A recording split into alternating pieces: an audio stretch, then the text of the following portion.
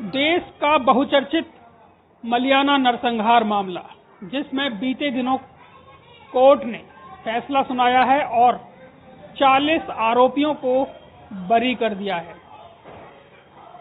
Western UP के मेरठ में मलियाना में ये कांड हुआ था, नरसंहार हुआ था। 72 जानें इसमें गई थी। तमाम लोगों के घर तोड़े गए थे, आगजनी हुई थी, महिलाओं बच्चों के साथ बदसलूकी हुई थी, लूटपाट हुई थी। 23 मई 1987 को एक घटनाक्रम हुआ था। 24 मई 1987 को याकूब सिद्दीकी, जो कि मलियाना के ही निवासी हैं, उन्होंने मुकदमा लिखाया था। ईटीवी भारत उनसे खास बातचीत कर रहा है, हमारे साथ हैं। हम इन्हीं से जानेंगे कि इस निर्णय को किस तरह से लेते हैं और क्या ये कहना चाहते हैं। याकूब साहब, थोड़ा सा बताइए, ये जो निर्णय आया है अभी बीते दिनों, किस तरह से आप इसे देख रहे हैं और क्या कहेंगे? और थोड़ी सी ये भी बताइएगा कि आपने मुकदमा तब लिखाया था तो कैसे कैसे कितने लोगों को लिखाया था?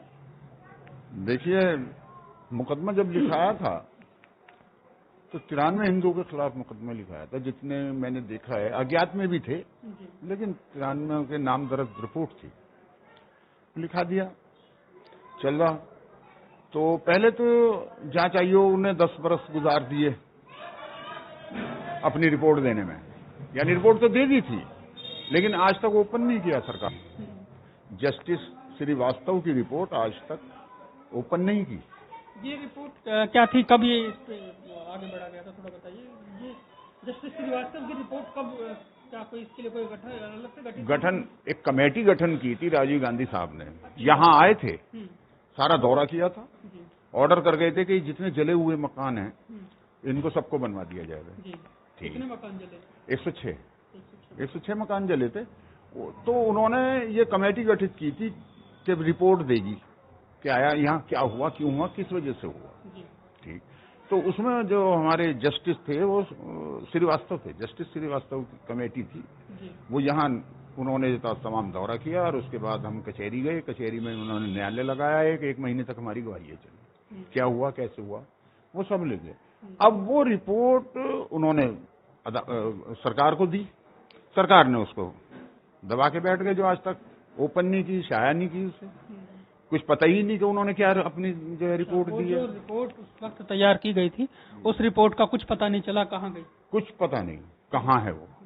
चलो, उसके बाद मुकदमा चला तो मेरी फर्स्ट एफआईआर गायब कर दी कि बिना फर्स्ट एफआईआर के मुकदमा नहीं चलेगा।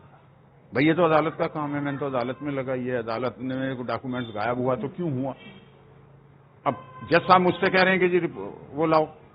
मैं थाने गया, थाने वाले कहने लगे भी 6 साल के बाद हमारे पास कोई रिकॉर्ड नहीं। पुलिस ऑफिस गया, रिकॉर्ड रूम गया, वहां भी कुछ पता नहीं चला।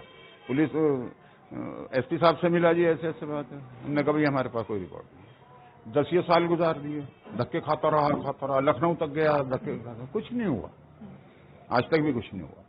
अब कई जज आए, क्या 1-2 गवाही हुई, नहीं भी हुई, वो रिपोर्ट नहीं है जी, वो बंद, मुकदमा बंद। डिले करते करते करते मैं बुढ़ा हो गया। तब आपकी कितनी उम्र थी? अब 31 साल था, अब मैं 66 साल का हूँ।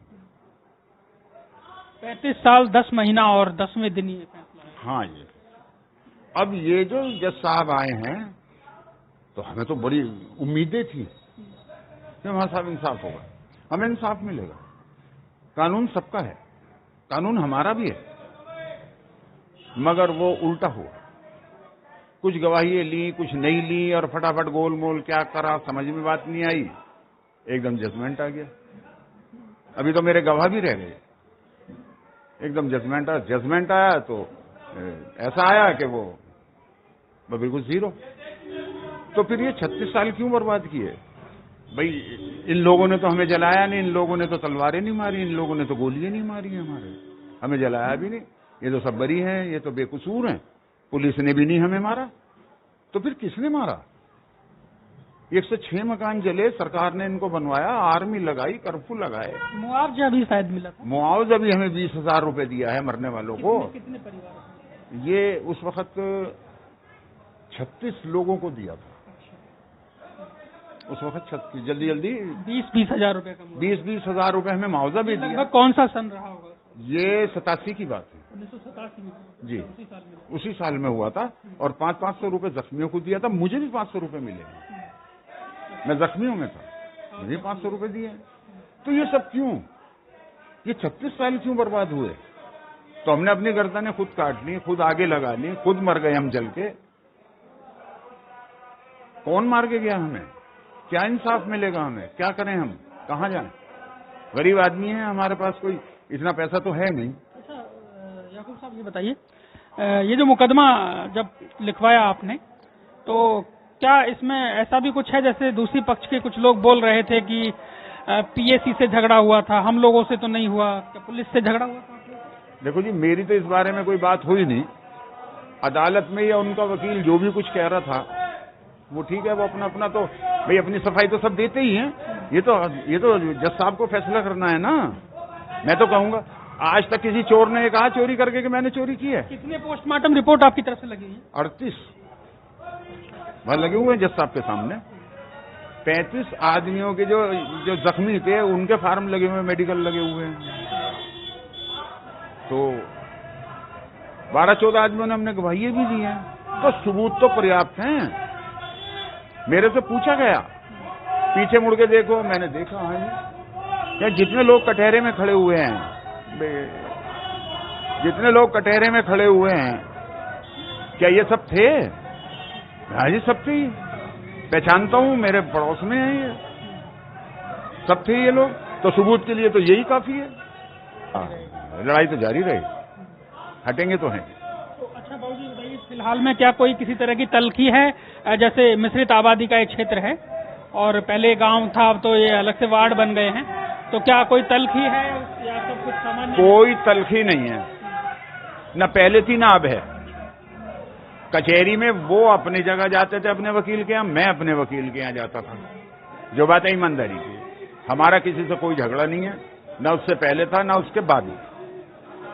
बाबूजी, और कोई ऐसी बात जो आप ईटीवी भारत के माध्यम से देश भर के जो करोड़ों दर्शक हैं उन... देखिए, मैं तो लोग जो देख रहे हैं समझ लेंगे, सुन लेंगे, लेकिन मैं सरकारों से भी आग्रह करता हूं, मैं हाथ जोड़ के विनती करता हूं कि आज तक मेरी किसी गवर्नमेंट ने, किसी भी सरकार ने मदद नहीं की, मेरी आवाज नहीं सुनी। 36 सालों से मैं रो रहा हूं। मैं लखनऊ भी गया, मुलायम सिंह यादव से भी मिला, मैं अखिलेश यादव से मिला, सर मेरा मुकदमा डिले है, सर मेरा मुकदमा चलवाओ, सर मुझे इंसाफ मिले। मैं मायावती जी के भी पास है, मैंने चिट्ठियां लिखी हैं, मैं कांग्रेस के भी पास गया हूं, मैं जो है बीजेपी की सरकार से भी मैंने गुहार लगाई है।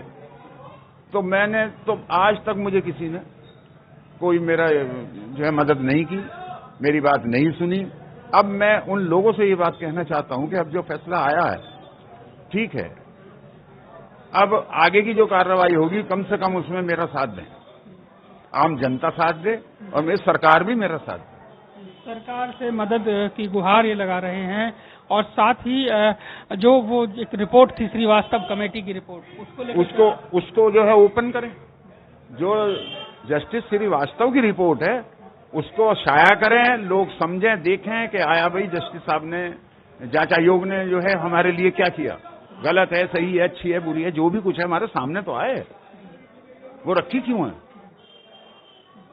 तो मैं लोगों से, मैं सरकारों से भी यही कहना चाह रहा हूं कि वो रिपोर्ट तो शाया करें और लोग जो है समझें इस बात को, क्या यही सही है, क्या ये फैसला सही है तो सही है।